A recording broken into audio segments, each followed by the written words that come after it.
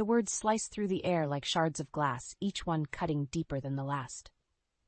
I stood frozen in the living room, my hands trembling as I gripped the edge of the coffee table for support. This couldn't be happening. Not to me. Not to us. Jenny, how could you? Richard's voice was laced with disappointment and anger. My mother has done nothing but welcome you into our home, and this is how you repay her? I turned to face my husband, searching his eyes for any sign of the man I'd fallen in love with. But all I saw was a stranger, his face contorted with rage. Richard, please, I whispered, my voice barely audible. You don't understand. I would never. Save it, Jenny, Patricia interrupted, her voice dripping with venom. She stood beside Richard, her hand resting possessively on his arm. We've seen how you've been treating me. The constant criticism, the snide remarks, the way you exclude me from family decisions. I shook my head vehemently, struggling to find the words to defend myself. That's not true. Patricia, you know that's not true. Richard stepped forward, his jaw clenched. I've seen it with my own eyes, Jenny. The way you roll your eyes when Mom speaks, how you conveniently forget to include her in our plans. It stops now. My mind raced, trying to make sense of their accusations. How had everything gone so wrong? Just yesterday, we were laughing over dinner, sharing stories, and making plans for the future. And now, I don't understand, I said, my voice cracking. Richard, we've always been honest with each other. You know me. You know I would never intentionally hurt anyone, especially your mother. Patricia let out a dramatic sigh. Oh, spare us the innocent act, Jenny. We're not blind. You've been trying to drive a wedge between Richard and me since day one. I turned to Richard, desperation clawing at my chest. Honey, please, you have to believe me. I love you. I love our family. Why would I do anything to jeopardize that? For a moment, I saw a flicker of doubt in Richard's eyes, but it vanished as quickly as it appeared, replaced by a steely resolve. I'm sorry, Jenny, but I can't ignore what I've seen. Mom's right. This has to stop. The room began to spin, and I felt my knees buckle. This couldn't be happening. How had my perfect life crumbled so quickly? What are you saying? I managed to choke out. Richard's voice was cold, detached. I think it's best if you leave for a while. Give us all some space to think things through. The words hit me like a physical blow.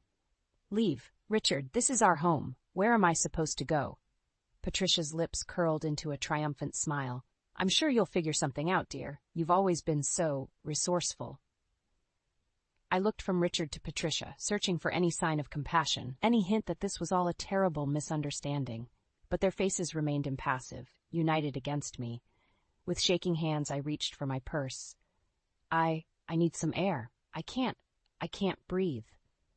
As I stumbled towards the door, I heard Patricia's voice behind me. Take all the time you need, Jenny. We'll be here when you're ready to apologize.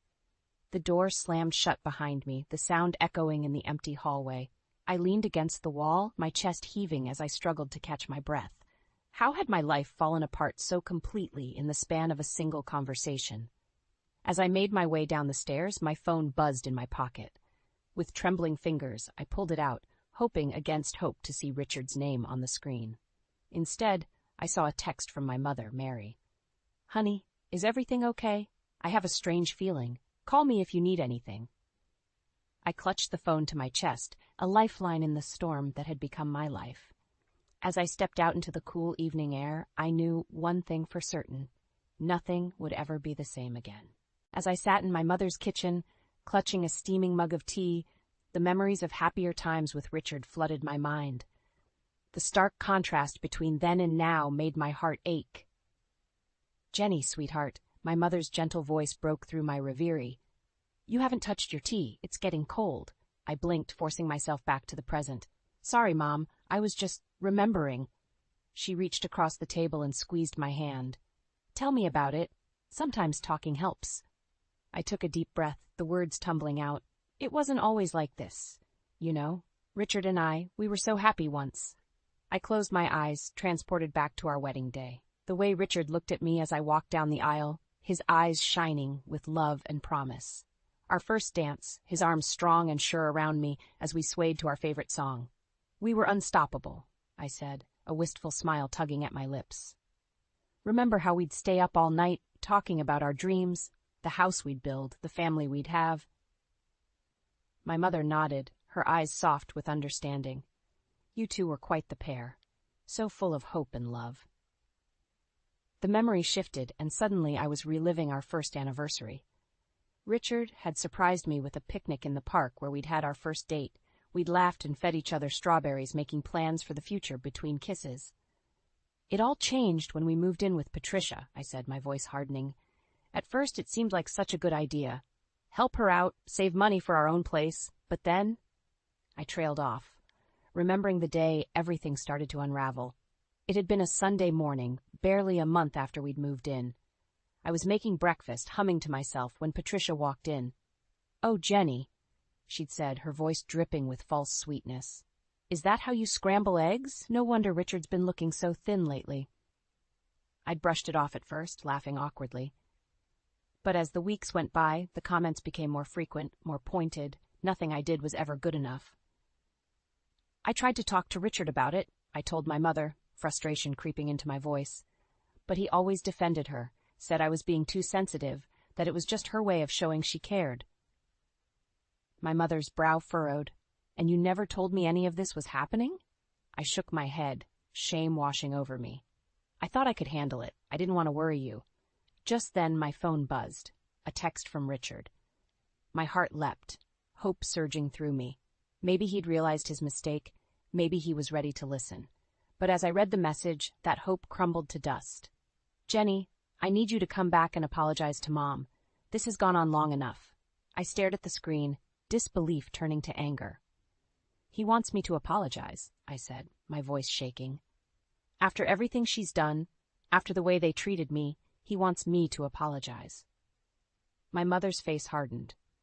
"Oh, honey, I think it's time we had a serious talk about what's been going on in that house." As I began to recount the full extent of Patricia's behavior, the constant criticism, the subtle manipulations, the way she'd slowly but surely driven a wedge between Richard and me, I felt something shift inside me. The hurt and confusion were still there, but alongside them, a new emotion was taking root. Determination. "Mom," I said, my voice stronger than it had been in months, "I think I need a lawyer." My mother nodded, a fierce pride in her eyes. "That's my girl. It's time to fight back." As I picked up my phone to make the call, I caught sight of my reflection in the window. The woman staring back at me wasn't the broken, confused person who'd fled her home yesterday. This woman had fire in her eyes and steel in her spine. Patricia and Richard had no idea what was coming. I stood in Patricia's immaculate kitchen, my hands submerged in soapy water as I scrubbed at a stubborn pot. The sound of the front door opening made me tense, but I forced myself to keep working. It was probably just Richard coming home from work. "Jenny?" Patricia's shrill voice called out. "Where are you?" I closed my eyes, took a deep breath, and plastered on a smile. "In the kitchen, Patricia." She bustled in, her eyes immediately scanning the room. "Oh, you're doing the dishes. How quaint." I bit my tongue, focusing on the task at hand, just trying to keep things tidy. Patricia moved closer, peering over my shoulder. You know, dear, there's a certain technique to getting those pots really clean. Here, let me show you." Before I could protest, she shouldered me aside, plunging her hands into the water. "You see, you need to use a bit more elbow grease. Like this." I watched as she scrubbed vigorously, water splashing onto my shirt. "I think I had it under control, Patricia," she laughed, a high, tinkling sound that set my teeth on edge. "Oh, Jenny, there's no shame in admitting you need help. After all, not everyone grows up learning proper housekeeping skills." The implication in her words was clear, and I felt my cheeks burn. "I'm perfectly capable of cleaning a pot, thank you." Patricia turned to me, her eyes wide with mock innocence. "Of course you are, dear. I'm just trying to help. After all, I want my son to have a comfortable home." I opened my mouth to retort, but the words died on my lips as Richard walked in. "Hey, what's going on in here?" Patricia's demeanor changed instantly. "Oh, Richard, I was just showing Jenny a few housekeeping tips. You know how I love to pass on my knowledge." Richard smiled, oblivious to the tension in the room. "That's great, Mom. Jenny's lucky to have you to learn from."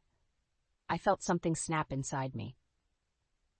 "Actually, Richard, your mother was just about to start on dinner," Patricia interrupted smoothly. "Jenny, why don't you finish up those dishes while Richard and I catch up?" As they left the kitchen, arm in arm, I gripped the edge of the sink, my knuckles turning white. This couldn't go on. I had to say something. Later that evening, I found Richard alone in our bedroom. "Can we talk?" He looked up from his phone, frowning slightly. "Sure. What's up?" I took a deep breath, steeling myself. "It's about your mother. I think there's been some misunderstandings between us." Richard's frown deepened. "What do you mean?"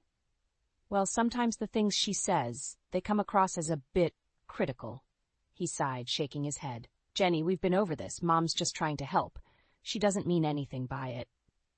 "But Richard, today in the kitchen—" "Look," he cut me off, his voice tinged with frustration. "I know it's an adjustment living with Mom, but she's family. Well, can't you just try a little harder to get along?" I felt like I'd been slapped. "Try harder?" "Richard, I've been trying. But your mother—" "Enough." Richard's voice was sharp. "I'm tired of hearing you complain about Mom. She's been nothing but kind to you. Maybe you're the one with the problem." Tears stung my eyes as I stared at my husband, this man I barely recognized anymore. "How can you say that? Don't you see what's happening?" But Richard had already turned away, his attention back on his phone. "I think you need to do some serious thinking, Jenny, about your attitude and about this family." I stumbled out of the room, my mind reeling. As I passed Patricia's door, I heard her voice, low and smug. "I told you, Richard, she's never been good enough for you." In that moment, something inside me hardened. This wasn't just about dishes or housekeeping tips anymore. This was war, and I was done playing nice. I paced the length of our bedroom, my mind racing. The conversation with Richard last night had left me feeling more alone than ever. How could I make him see the truth about his mother? I needed a plan. A soft knock at the door interrupted my thoughts. "Jenny, are you decent?" Patricia's saccharine voice called out. I gritted my teeth. "Come in, Patricia." She glided into the room, a picture of innocence in her floral dress. "I thought we could have a little chat, just us girls." "About what?" I asked, wary of her sudden friendliness. Patricia perched on the edge of the bed, smoothing her skirt. "I couldn't help but overhear your discussion with Richard last night. I think there's been a misunderstanding." I crossed my arms, steeling myself. "Is that so?" "Oh, yes," she nodded emphatically. "You see, I only want what's best for both of you. Richard's happiness is my top priority."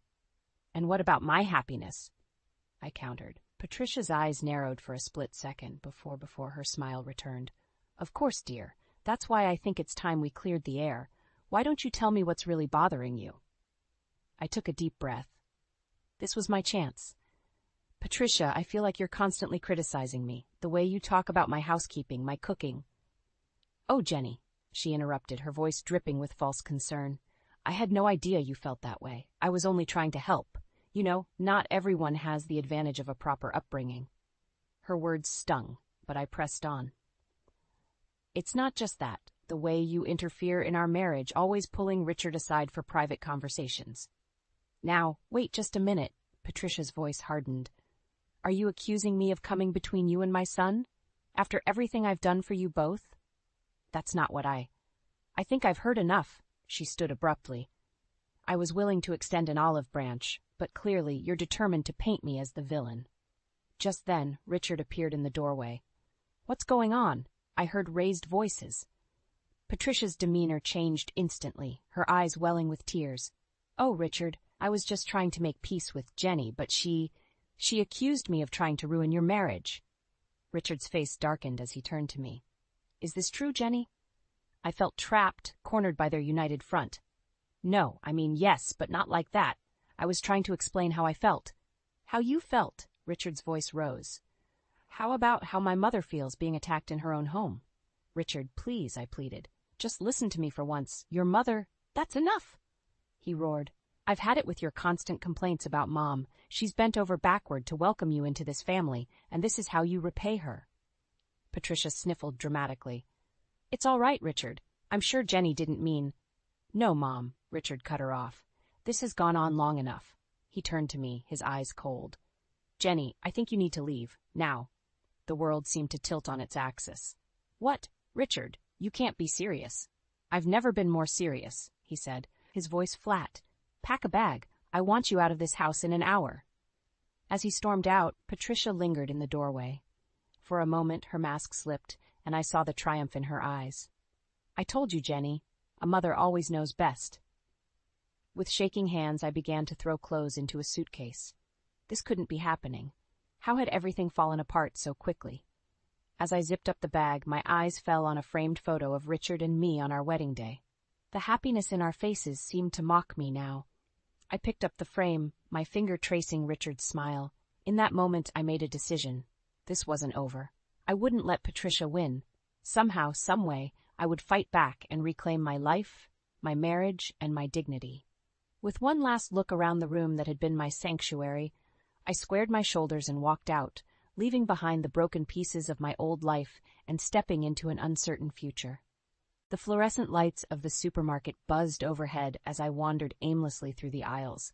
These brief escapes had become my lifeline, a temporary reprieve from the suffocating atmosphere at home. I lingered in front of the cereal display, not really seeing the colorful boxes, lost in my thoughts. "Jenny, is that you?" I turned to see Sarah, an old friend from college. Her warm smile faltered as she took in my appearance. "Are you okay? You look terrible?" I supplied with a weak laugh. "It's been a rough few weeks." Sarah's brow furrowed with concern. "Do you want to grab a coffee? You look like you could use someone to talk to." 20 minutes later, we were seated in a quiet corner of the cafe next door. As I poured out the whole sordid story, Sarah's expression shifted from shock to anger. "Jenny, this is abuse," she said firmly. "What Patricia's doing, how Richard's enabling her. It's not okay." I shook my head, tears pricking at my eyes. But what can I do? Richard won't listen to me. He thinks I'm the problem. Sarah reached across the table, squeezing my hand. "You need to get out of there, Jen. This isn't healthy for you." But where would I go? The thought of leaving, of giving up on my marriage, made my chest tighten. "You could stay with me for a while," Sarah offered, "just until you figure things out." As tempting as the offer was, the thought of leaving felt like admitting defeat. "I can't just give up," I said softly. "I love Richard. We built a life together." Sarah's eyes softened with understanding. "I know you do, but sometimes love isn't enough, especially when it's one-sided." Our conversation was interrupted by my phone buzzing. A text from Richard. "Where are you? Mom's waiting to start dinner." I sighed, the weight of reality settling back on my shoulders. "I have to go," I told Sarah, gathering my things. She stood, pulling me into a tight hug. "Promise me you'll think about what I said, and call me anytime, day or night, if you need anything." I nodded, grateful for her support, and headed back to the house that no longer felt like home. As I walked through the front door, Patricia's voice rang out from the kitchen. "Finally! We were beginning to think you'd run off." I bit back a retort, forcing a smile as I entered the room. Richard was setting the table, barely glancing up as I came in. "Sorry I'm late," I said, moving to help with dinner preparations. "I ran into an old friend at the store." Patricia's eyes narrowed. "Oh, and who might that be?" "Just Sarah from college," I replied, trying to keep my voice light. "We got caught up chatting." Patricia hummed, her tone disapproving. "Well, I suppose some people have time for idle gossip. Others of us prefer to focus on family." I saw Richard tense at her words, waiting for my reaction, but I was too tired to fight. "You're right, Patricia. It won't happen again." As we sat down to eat, the tension in the room was palpable. Richard and Patricia chatted about their day, barely acknowledging my presence. I pushed food around my plate, my appetite gone. "Jenny," Patricia's sharp voice cut through my thoughts. "Aren't you going to eat? After all the effort I put into cooking." I looked up, meeting her challenging gaze. In that moment, something inside me snapped. "Actually, Patricia, I'm not feeling well, if you'll excuse me." I stood abruptly, my chair scraping against the floor. Richard finally looked at me, his expression a mix of confusion and annoyance. "Jenny, what?" "I said I'm not feeling well," I repeated, my voice stronger now. "I'm going to lie down." As I left the room, I heard Patricia's voice, low and insidious. "You see, Richard, this is what I've been telling you about her attitude." I paused in the hallway, my heart racing. This couldn't go on. Something had to change, and soon. As I climbed the stairs to our bedroom, Sarah's words echoed in my mind. Maybe it was time to start considering my options. Maybe it was time to fight back. The supermarket's automatic doors slid open, and I stepped out into the crisp afternoon air, my arms laden with grocery bags. These shopping trips had become my sanctuary, my brief moments of peace away from the suffocating atmosphere at home. But as I approached the house, a sense of dread settled in my stomach. Something was off. Patricia's car was in the driveway, but so was Richard's.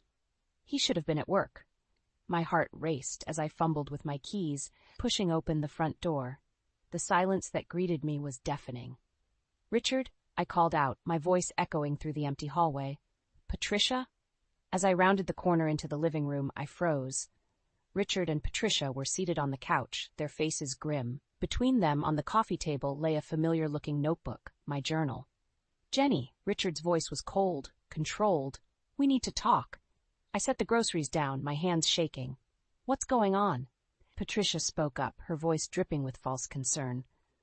"Sweetheart, we're worried about you. Your behavior lately, well, it's been concerning." "What are you talking about?" I asked, my eyes darting between them and my journal. "Why do you have my private journal?"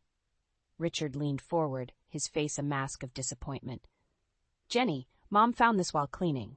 The things you've written, they're disturbing." My mind raced. The journal. Of course, I'd been writing down everything, every snide comment, every manipulation, every moment of gaslighting. It was my way of staying sane, of reminding myself I wasn't crazy. "You had no right to read that," I said, my voice trembling with anger and fear. Patricia's eyes widened in mock innocence. "But darling, we were worried. The way you've been portraying us, twisting innocent comments into something sinister, it's not healthy." Richard nodded, his expression hardening. "Jenny, you've accused my mother of emotional abuse. You've written that I'm... what was it? Blind and complicit. How could you think these things about us?" I felt the walls closing in. This was it, the moment everything came crashing down. But as I looked at their faces, something inside me snapped. No more playing nice, no more being the victim. How could I think these things? I repeated, my voice growing stronger. "Because they're true, Richard. Every word in that journal is true. Your mother has been manipulating and belittling me since the day we moved in, and you've been too blind to see it." Patricia gasped dramatically. "Richard, do you hear how she's talking to us? This is exactly what I've been trying to tell you. She's unstable." Richard stood, his face flushed with anger. "That's enough, Jenny. I won't let you talk about my mother this way. I think it's best if you leave." The words hit me like a physical blow. "Leave? Richard, this is our home. You can't just—" "It's my mother's home," he cut me off. "And clearly you're not happy here. So please, pack your things and go." I looked from Richard to Patricia, searching for any sign of the family I thought I had, but all I saw were two strangers, united against me. With shaking hands, I grabbed my journal from the table. "Fine, I'll go, but this isn't over, Richard. One day you'll see the truth." As I turned to leave, Patricia's voice stopped me. "Oh, Jenny, don't forget to leave your house key. We wouldn't want any unfortunate incidents." I yanked the key off my keyring and tossed it on the table. Without another word, I walked out, slamming the door behind me. Standing on the porch, the weight of what had just happened crashed over me. I was alone, cast out of my own home, my marriage in tatters. But as the initial shock faded, a new emotion took its place: determination. This wasn't the end. It was just the beginning. And Patricia had no idea what she'd unleashed. With one last look at the house that was no longer my home, I pulled out my phone and dialed a familiar number. "Mom? It's me. I need a place to stay." The gentle hum of my mother's sewing machine filled the spare bedroom that had become my sanctuary over the past week. I sat cross-legged on the bed, surrounded by job listings and legal papers, my laptop balanced precariously on my knees. "Jenny?" My mother's voice called from downstairs. "There's someone here to see you." My heart leapt into my throat. Could it be Richard? Had he finally come to his senses? I rushed down the stairs, hope blooming in my chest, only to stop short at the sight of Sarah standing in the entryway. "Hey, stranger," she said, her smile tinged with concern. "Thought I'd check in on you." As we settled in the living room with steaming mugs of tea, I filled Sarah in on everything that had happened since our chance meeting at the supermarket. Her expression darkened with each new revelation. "Jenny, this is serious," she said, setting down her mug. "Have you considered legal action?" I nodded, gesturing to the papers scattered on the coffee table. I've been in touch with a divorce lawyer. She thinks I have a strong case, especially with the journal as evidence.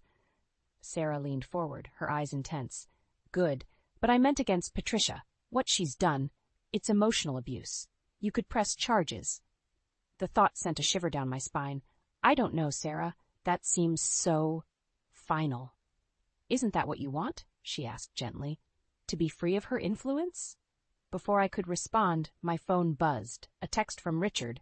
We need to talk. Can you meet me at the cafe near Mom's house tomorrow at 2?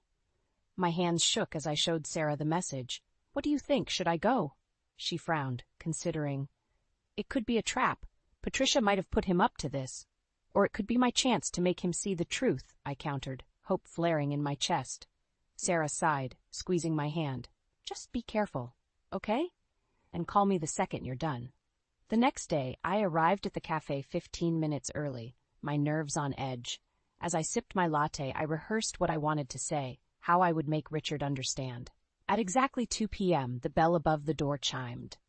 I looked up, my heart pounding, to see Richard walk in. But he wasn't alone. Patricia trailed behind him, her face a mask of concern. My stomach dropped. What is she doing here? I demanded as they approached my table. Richard at least had the decency to look uncomfortable. Jenny, please. Mom's worried about you. We both are. Patricia nodded, her eyes brimming with fake tears. Sweetheart, we just want to help. This behavior, these accusations, it's not like you. I felt the walls closing in, my carefully prepared speech crumbling to dust. This is exactly what I'm talking about, Richard. Can't you see what she's doing? He shook his head, frustration etched on his face. All I see is my wife pushing away the people who love her. Jenny, please, come home. We can work this out. For a moment, I wavered. The thought of going home, of things going back to normal, was tempting, but then I caught sight of the triumphant gleam in Patricia's eyes, and my resolve hardened. No, I said, my voice stronger than I felt. I won't come back to that toxic environment. Richard, I love you, but I can't live like that anymore. Patricia's mask slipped, her voice turning cold. You ungrateful little. That's enough, Mom, Richard interrupted, looking torn. He turned to me, his eyes pleading. Jenny, please, don't do this. I stood, gathering my things. I'm sorry, Richard, but I've made my decision. You'll be hearing from my lawyer. As I walked out of the cafe, I heard Patricia's voice behind me. You'll regret this, Jenny. No one leaves this family without consequences. Her words sent a chill down my spine, but I kept walking. With each step I felt stronger, more determined. This wasn't the end, it was a new beginning. Back at my mother's house, I pulled out my phone and dialed my lawyer's number. It's Jenny, I said when she answered. I'm ready to move forward with everything, all of it. As I hung up, I caught sight of my reflection in the window. The woman staring back at me wasn't the broken, confused person who'd fled her home a week ago. This woman had fire in her eyes and steel in her spine.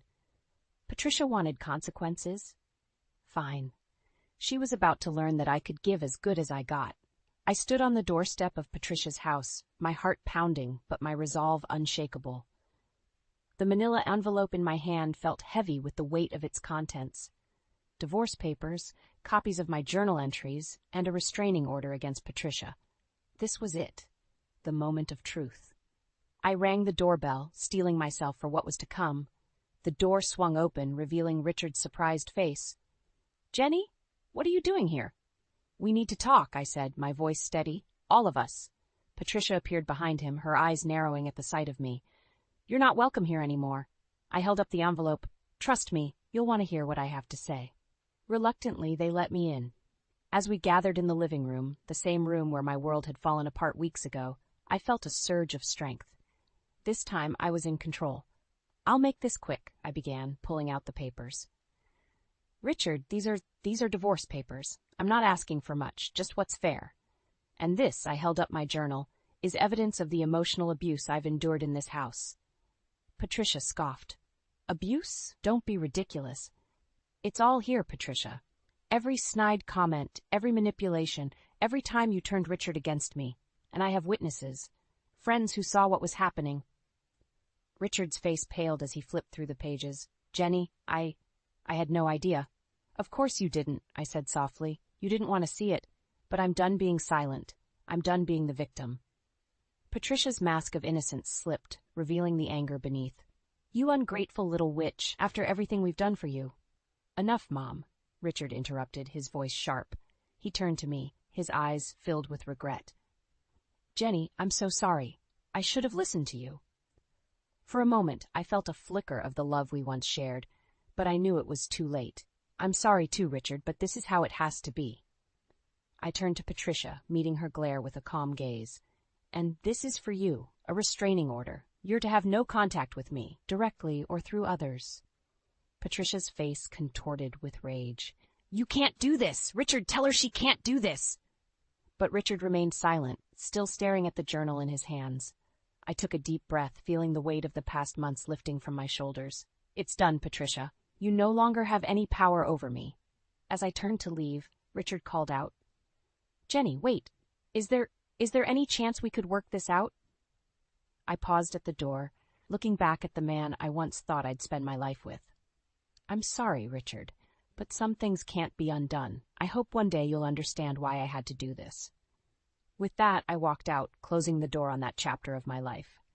As I stepped into the sunlight, I felt a sense of freedom I hadn't experienced in years. My phone buzzed. A text from Sarah. How did it go? Are you okay? I smiled, typing back, It's done. I'm more than okay. I'm free. As I drove away, I caught sight of my reflection in the rearview mirror. The woman looking back at me was stronger, wiser, and more resilient than I'd ever been. Patricia had tried to break me, but instead, she'd forged me into something unbreakable. I thought about the future stretching out before me.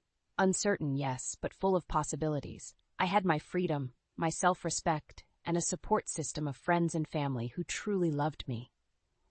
For the first time in months, I laughed out loud, joy bubbling up from deep within. This wasn't an ending. It was a beginning, my beginning, and I couldn't wait to see what came next.